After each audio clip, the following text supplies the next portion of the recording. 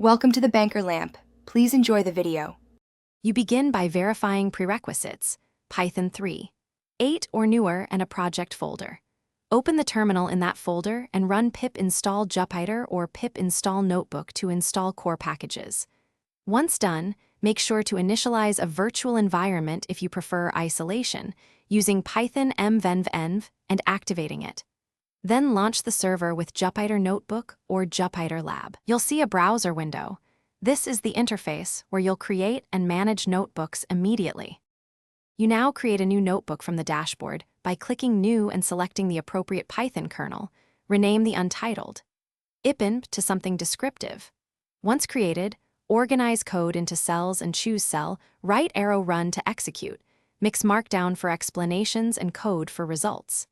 If you're using a virtual environment, install ipykernel and run python ipykernel install username equals myenv to add that kernel. Make sure to save frequently and enable autosave intervals to prevent data loss. You finish by validating the notebook.